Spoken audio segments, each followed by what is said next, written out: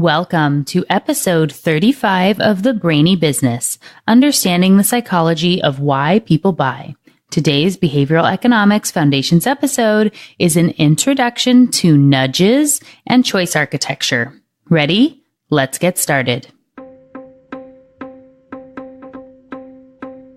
You are listening to the Brainy Business Podcast, where we dig into the psychology of why people buy and help you incorporate behavioral economics into your business, making it more brain-friendly.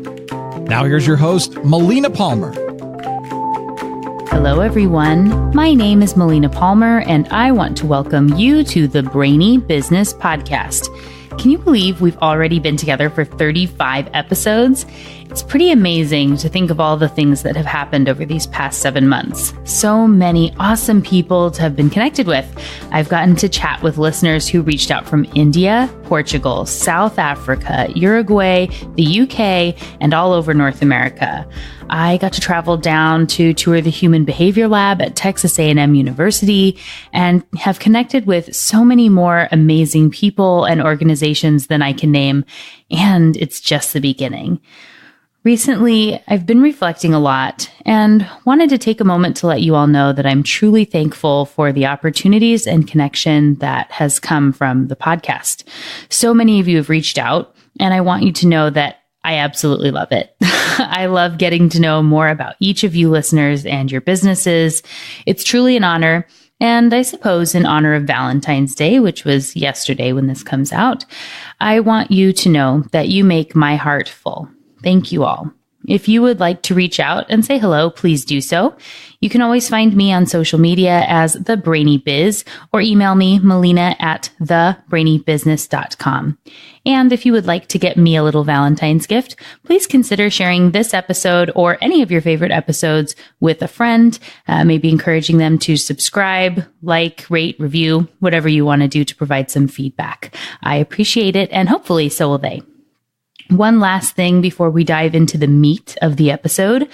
I want you to know that the show notes for the episode and a freebie worksheet can be found within the app you're listening to or by visiting thebrainybusiness.com/35. There's lots of useful stuff there, so don't forget to check it out. Again, at thebrainybusiness.com/35. If you're already a member of the Brainy Business email list, you can get this or any freebie on the super secret subscribers page of the website, which you get a link to every week when you get an email from me on Fridays.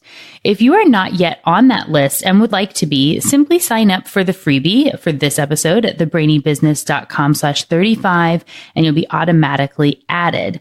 If you're in the States, you can sign up easily by texting the word Brainy, BRAINY, to 345-345.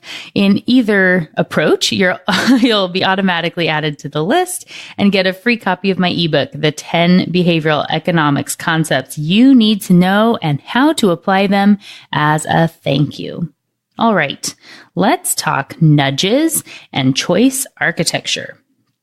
In its most core definition, a nudge is a gentle touch or tap, often a way to get attention or help you get back on track. And it's different than a shove or a push or something like that.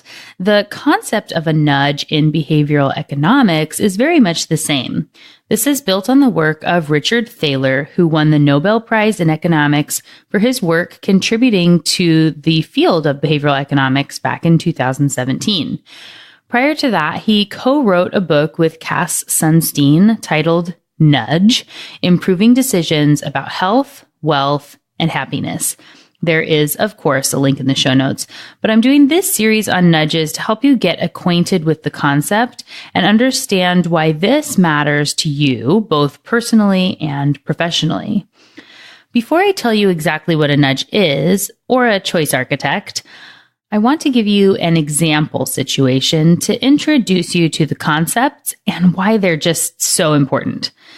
Many of us may think that if left to their own devices, children would always pick candy and soda and ice cream and all the other bad food options made available to them over healthy treats. They would bypass those healthy snacks, fruits, veggies, and meats and make a beeline to the desserts. Right? if that's the case, the order that the food appears in a school cafeteria should have no impact on what kids order. In this scenario, we would expect kids to arrive at the line, scan their options, find the desserts, and skip everything else to load up on junk. Do you think that is what happens? In order to find out, a director of food services for a large city school system had the directors of dozens of school cafeterias change the way the food was displayed in the line. No change was made to the menus, just the order things were placed. In some schools, the desserts were first. In others, they were last. And in some schools, the desserts were in a completely separate line from the other food. Beyond that, what was placed at eye level changed. Some schools placed French fries at eye level, while others were eye to eye with carrot sticks. In a world where we are all completely logical beings, making fully formed decisions and completely vetted choices at every turn, the layout wouldn't matter. But, as I have told you many times before, humans are not logical. And that means, of course, the order did matter. A lot. Rearranging where items were located impacted their consumption by 25%. And that has an even bigger swing because making it more prominent could increase consumption by 25%, but moving the same item to be less visible would decrease consumption by 25%. Now that you know this control exists, how would you place the items? There's more than one option available to you, of course, and the motivation makes a difference. I'm going to paraphrase an excerpt from Nudge to outline this concept, starting with 5 suggested ways to influence what the kids eat. Number 1, arrange the food to make the students best off, all things considered. 2, choose the food order at random. 3, try to arrange the food to get the kids to pick the same foods they would choose on their own. 4, maximize the sales of the items from the suppliers that are willing to offer the largest bribes. 5, maximize profits, period. Now take a second for yourself and think about which one you would choose and maybe a little bit about why, but just which one of those sounded best to you. Now let me tell you what Thaler says about each. Option 1, arranging the food to make the students best off has obvious appeal, yet it does seem a bit intrusive. And to provide an angle Thaler does not include at this point in the book, who decides what makes them best off? Best according to whom? By what standard? Best by happiness in the moment? By healthy weights down the road? Not everyone would have the same opinion about what is best, so this is very difficult, if not impossible, to achieve. While option 1 is complex, Thaler points out that the alternatives are worse. Option 2, arranging the food at random, could be considered fair-minded and principled, and it is, in one sense, neutral, but if the orders are randomized across schools, then the children at some schools will have less healthy diets than those at other schools. Is this desirable? Should we choose that kind of neutrality if we can easily make most students better off, in part by improving their health? Option 3 might seem to be an honorable attempt to avoid intrusion. Try to mimic what the children would choose for themselves. Maybe that is really the neutral choice, and maybe we should neutrally follow people's wishes, at least when dealing with older students. But a little thought reveals that this is a difficult option to implement. The experiment proves that what kids choose depends on the order in which items are displayed. What, then, are the true preferences of the children? What does it mean to say that we should try to figure out what the students would choose on their own? In a cafeteria, it's impossible to avoid some way of organizing food. Option 4 might appeal to a corrupt person on the job, and manipulating the order of the food items would put yet another weapon in the arsenal of available methods to exploit power. But we are honest people, so we don't truly consider this, even though it's important to note that it exists. Option 5 has some appeal, especially if we think the best cafeteria is the one that makes the most money. But should we really try to maximize profits if the result is to make children less healthy, especially since we, in this hypothetical scenario, work for the school district? What would you choose? How would you choose? This is the burden of the choice architect and what we have become in this scenario. Many of you are already choice architects, and you might not even realize it. If you design the ballot voters use to choose candidates, you're a choice architect. If you're a doctor and must describe the alternative treatments available to a patient, you're a choice architect. If you design the form that new employees fill out to enroll in the company healthcare plan, you're a choice architect. If you're a parent describing possible educational options to your son or daughter, you're a choice architect. If you're a salesperson, that's right, choice architect. Why did they choose the name choice architecture or choice architect, you may be wondering? It's because it turns out there are many parallels between choice architecture and more traditional forms of architecture. A crucial parallel is that there's no such thing as a neutral design. It does not exist. Consider the job of designing a new academic building. The architect is given some requirements. There must be room for 120 offices, 8 classrooms, 12 student meeting rooms, and so forth. The building must sit on a specified site. Hundreds of other constraints will be imposed, some legal, some aesthetic, some practical. In the end, the architect must come up with an actual building with doors, stairs, windows, and hallways. As good architects know, seemingly arbitrary decisions, such as where to locate the bathrooms, will have subtle influences on how the people who use the building interact. Every trip to the bathroom creates an opportunity to run into colleagues, for better or for worse. A good building is not merely attractive, it also works. Small and apparently insignificant details can have major impacts on people's behavior. A good rule of thumb, as you've heard me say many, many times before, is to assume that everything matters. The insight that everything matters can be both paralyzing and empowering. Good architects realize that although they can't build the perfect building, they can make some design choices that will have beneficial effects. Open stairwells, for example, may produce more workspace interaction and more walking, and both of these are probably desirable. And just as a building architect must eventually build some particular building, a choice architect must choose a particular arrangement of the food options for lunch or whatever choice they're facilitating. And by doing so, we can influence what people eat. We can nudge. So now that you understand more of what a choice architect is and the way these decisions work, what exactly is a nudge in this context? A nudge is any aspect of the choice architecture that alters people's behavior in a predictable way without forbidding options or significantly changing their economic incentives. To count as a mere nudge, the intervention must be easy and cheap to avoid. Nudges are not mandates. Putting the fruit at eye level counts as a nudge. Banning junk food does not. Some of the key takeaways from that paraphrased explanation are: 1. Everything matters. 2. There are no neutral options. 3.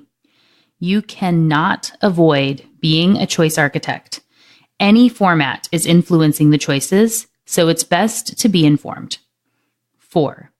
Nudges can help simplify complex choices and help illogical humans make good choices. And 5, nudges are not mandates. They need to be easily avoidable to still count as a nudge. As you can likely tell from the explanation, choice architecture and nudges are very closely tied, but they're not the same thing. They work together on the path to decision.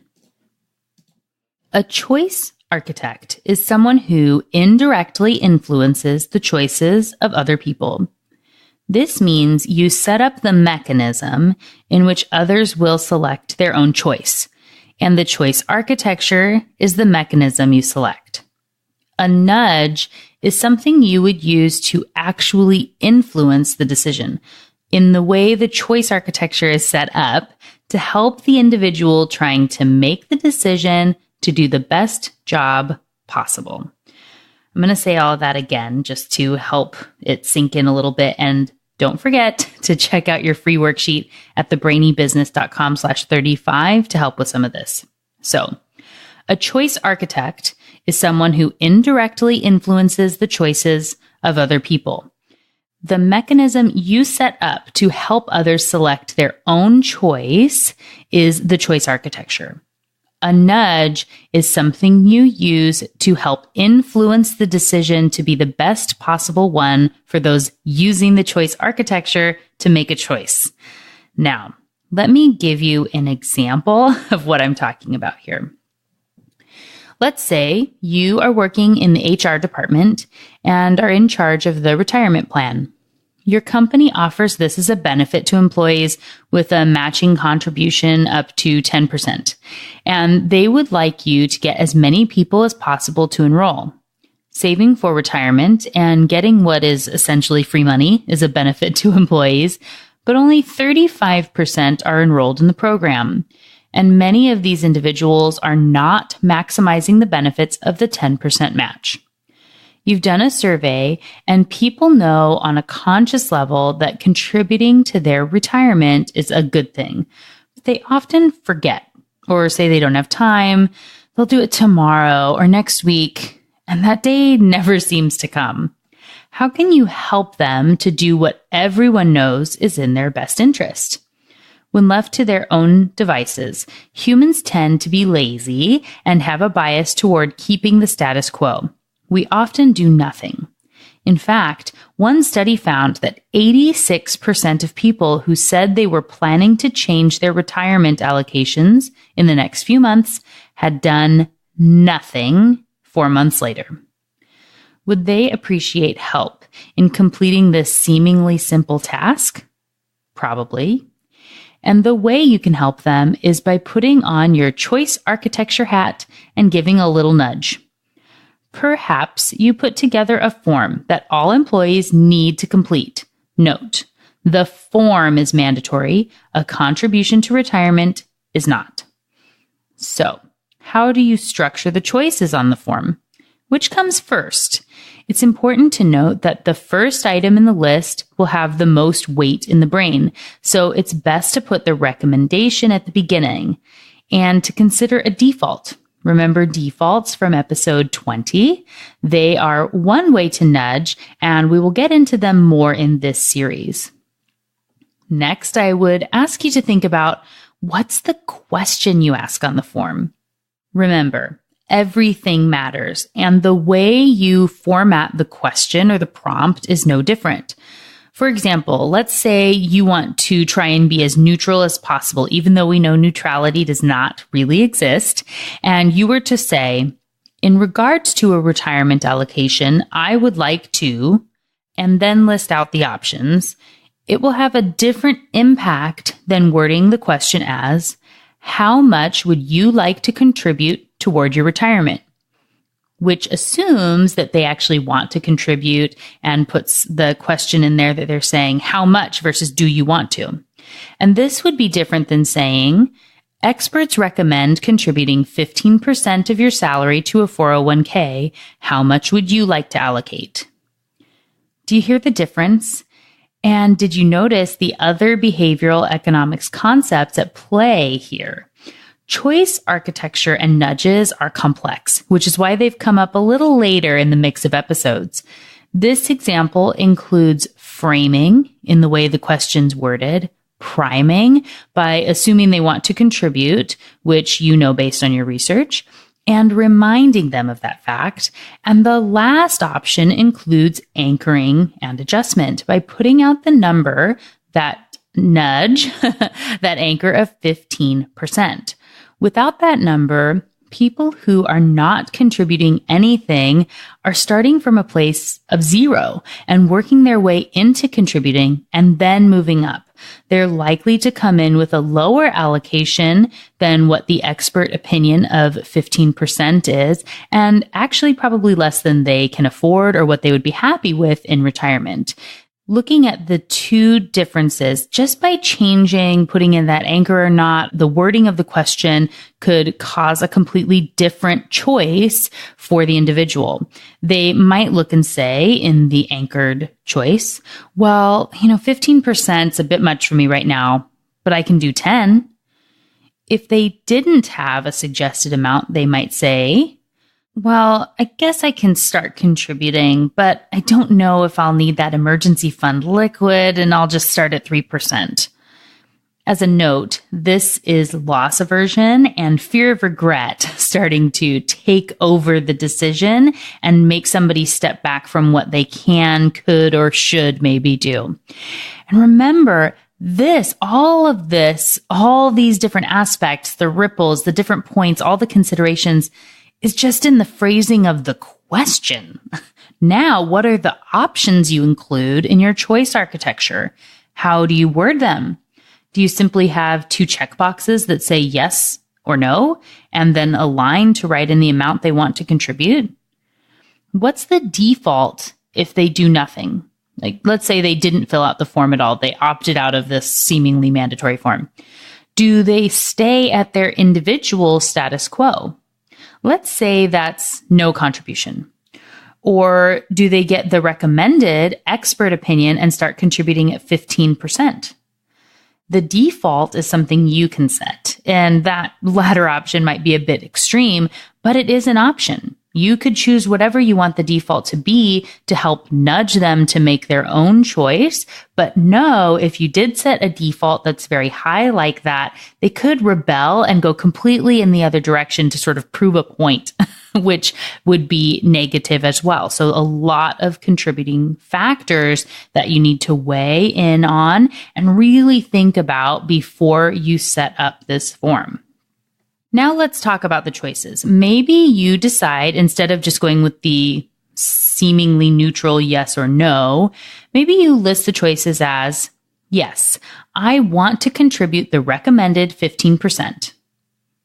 Next choice being, yes, I want to contribute, but let's start at 10%. Option 3 is, yes, I want to contribute 5%. Yes, I want to contribute some other amount. And finally, no, I do not wish to contribute at this time. You can also get into some language to make it even more nudgy. I've made up that terminology just now, but I kind of like it. But you also need to make sure you avoid creating an overwhelmed brain scenario like we talked about in episode 32. Perhaps you noticed the suggestive nudgy wording in the first option. Yes, I want to contribute the recommended 15%. This reminds them that there is a recommendation from outside experts and keeps that at the top of their mind. I also structured this list so it uses 4 yeses, assuming that they want to contribute, and only 1 no option, which still says at this time. So no, I don't want to contribute at this time. So it's priming them to think they will contribute at some point and reminding them that it's a really good idea and that most people do or should contribute to their retirement. We could get more extreme in the language, something you might have noticed in online opt-in, opt-out forms these days, which is another form of choice architecture. Some have options like, yes, sign me up, and no, I do not care about healthy meals, or no, I do not like to be informed, or no, I do not care about my future self, or some other very strong verbiage that you need to click on and sort of own in order to decline their offer, whether you really want it or not. This is a really fine line, and there are some ways to do this well. Some incorporate humor without causing the person to get irked and choose their option just to spite you. I am going to get into this concept a little bit more throughout the series on nudges, but just want to bring it to your attention here. You may remember a ridiculous loss aversion example I shared in episode 9, and I've linked to a blog post I wrote about it so you can actually see it as well there in the show notes. It was for exercise DVDs, and the pop-up was trying to encourage the purchaser to add on more products. The options provided there were, and this is in their choice architecture, their two choices were: yes, add the total body fat burning DVD series to my order for the one-time investment of only $25. Or, no thanks, I'm not interested in quickly obtaining my dream body. I understand this is my only opportunity to get access to this information, and I'm okay with missing out. I understand that after declining this offer, it may never be available again at any price. Even if I wish to pay more, I will pass on this forever. Ugh. This one never gets less extreme every time I read it. And it's really wordy. Like I said, go check out the example so you can see it and what it actually looks like. But this choice architecture is perhaps a bit extreme, and it does show an option of a way you could go, though I would recommend staying away from this level. But the premise is right, to help prime them into the choice that you think is best for them. In this case, I also sort of question their motives, that they're just trying to sell more DVDs versus actually caring about me. And if they're going to be that forceful, do they really care? Does it actually work? You start asking all these questions as the consumer, and again, might spite them and say, no matter what you're offering, I don't want it because you seem so judgy or harsh or whatever it is. And in this case, you might go back and completely opt out of everything, go backwards and change all of your choices. When used subtly, nudges are very effective. If we go back to our HR example where you're working on your form to get more people to opt into the retirement plan, you could have your choices include something like, yes, I care about my future self and will contribute 15%. Or you could have the no option say, no, I don't care about my future self. And so I don't want to contribute. You could also say, yes, I care about my family's future. There are a bunch of options you have. And so taking the time to really play around with the verbiage, maybe create some of those really extreme examples that you wouldn't want to use, but might help people in the right direction with a little bit of a nudge to get an idea of where the balance is. If you were to try and use the worksheets provided for you through the series, but trying to make the most extreme in either scenario, what would be nudging them toward not doing the thing that you think is best or that is best for them? What would be nudging them in that direction? What might be more of a push or a shove? How can you really fluctuate around there to help to get to the decisions? And what's a list? If you were to list out everything, what would that look like? If you were to then cut it down to only 3 choices, what does that look like? Really play around with it and see how you can help with your choice architecture and nudges. But again, remember, it needs to be very easy to opt out and say no thank you for whatever reason they want to, even if you know, quote unquote, it's the best choice for someone. They get to make the choice. That's on them. In this case, it's the same form. They just check a different box. There's not a bunch of hoops or things they have to jump through in order to not get the thing that you're recommending for them. People still need to have free choice. They still have all the information in our scenario, and some might say more useful information if you let them know that the recommended contribution is 15%, a detail they may not otherwise have and which can help them in the moment to make the best choice for them. Choice architecture is used in all sorts of decisions, from retirement plans to choosing a flight for your next trip, what you order for dinner, whether you take the escalator or the stairs, what books you buy from Amazon, what apartment you choose or mortgage you get, what treatment plan you undergo for an illness, and so much more, so much more. Proper choice architecture and nudges can increase profitability on restaurant menus, help people to save more for retirement, decrease infection rates and deaths at hospitals, increase organ donations, get more money for public parks, help people to use less energy, make cars safer, help you remember to take your card out of the ATM, and so much more. In this upcoming series of episodes, I'm going to be outlining choice architecture and the different types of nudges.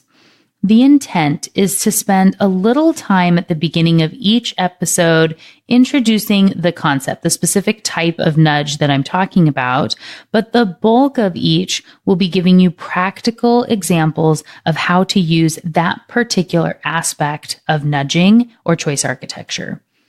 Remember, this is a complex and advanced topic. I had an entire course in my master's program that was exclusively on choice architecture.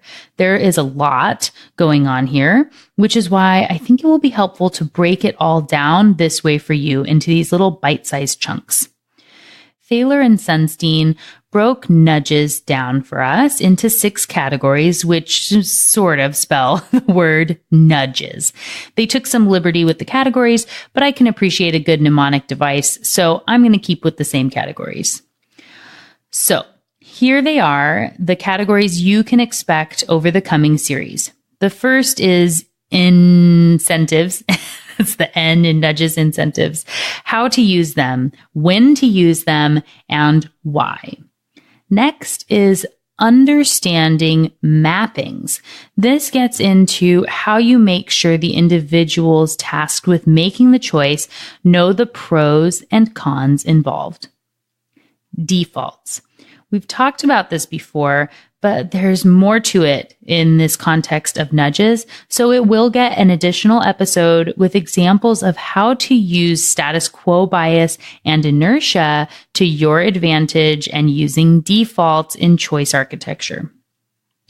Then our G is for give feedback. Providing feedback as close to the action as possible is useful when nudging positive behavior. Next, we expect error. We've addressed this several times on the podcast, and in this episode, I'm going to talk about the different types of error and how they impact choices.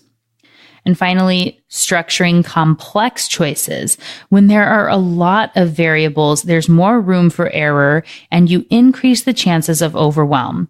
How do you structure, categorize, and simplify complex choices like what apartments to rent or airlines to fly on and things like that to help people make better decisions? I'll tell you all about that in the episode on structuring complex choices. So there you have them, the 6 categories of nudges and a guide for the upcoming series. There might also be a wrap-up episode at the end, but we'll cross that bridge when we come to it. If you have specific examples you want me to address in the episodes, please let me know. Send an email to Melina at thebrainybusiness.com or come find me on social media. I'm on Facebook, Twitter, Instagram, and everywhere else as The Brainy Biz, B-I-Z. One last question you might have is if nudges can be used outside of choice architecture, or if you can have choice architecture without a nudge. The answer depends on your definition of a choice and a nudge. You see, even if you do not put effort into creating a nudge, it doesn't mean that one does not exist. As I've shared on this and several other episodes, there's always a default, whether you think about it or not. something has to come first on the list of choices. And that's inadvertently nudging someone to choose it. Even if you put things in alphabetical order, or if you were to put, an incumbent first on a ballot or whatever it is, you're still putting it first, which weights it more in the mind of the person who's looking at it. So it's better to really think about the way these are going to be placed. And that's why it's important to be thoughtful about everything you put into your messaging. Even seemingly simple choices can have huge impacts. Remember, putting the dessert in a separate line encouraged kids to make healthy food choices and order 25% less dessert. Putting the carrots at eye level increased their likelihood to be ordered by 25%. What would randomness have done? You're a choice architect, whether you realize it or not. And honestly, whether you want to be or not. So, it's best to understand the concepts. Don't you owe it to the people you're presenting choices to understand these concepts and really think about them in the way you present information? Wouldn't you want someone in your same position to help you make the best possible choice? To do the work and incorporate what they know and understand to nudge you into the best course of action while still keeping your free choice? And that brings up one last point. There is some controversy around the ethics of nudges and how they can be detrimental in the wrong hands. I'm not planning to get into that in this series. This is about telling you how the concepts work and how they can be used. If you want to talk about the ethics and the lines in the sand that can or should be drawn, we can talk about that outside the podcast episodes. Send me an email, melina@thebrainybusiness.com, or again, ping me on social media where you can find me as the Brainy Biz. As with anything, there should be limits. Bad people with bad intentions will do bad things that serve their own self-interests, but I do not think you will do that.